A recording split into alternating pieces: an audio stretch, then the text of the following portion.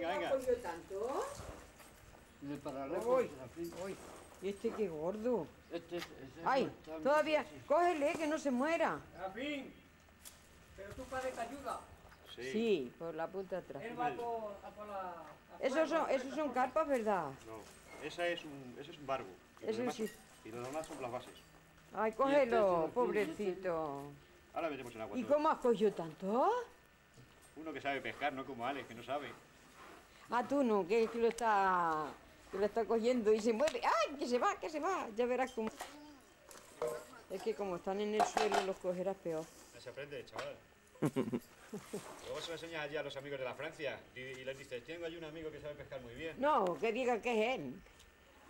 Tengo un amigo con mucha suerte, sí señor. Tú dices, esto es yo que lo Tengo un pesco. amigo que yo voy un día antes y lo que pesco se lo dejo a él. Pues vaya una colección bonita. Sí, sí, sí. ¿No sabes dónde están las pinzas?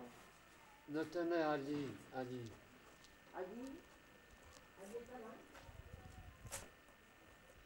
Es malo.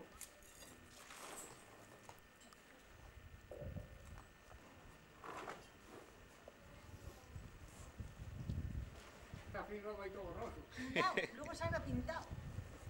Uy, qué ejemplar. Es un blanc, ¿no? Serafín. Estos son blases, sí. No, ese que has pescado. Esta no, esta es carpa, ¿verdad? No, ese es barbo. Ah, un barco. Porque también entra la cucharilla. Fíjate.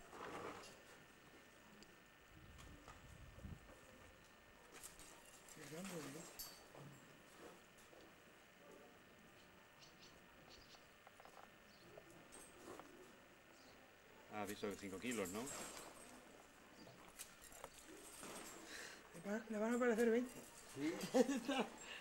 Te debían de pesar más, lo que pasa es que ya están secos, macho. Al sol todo el rato parecen uvas de esas pasas, coño.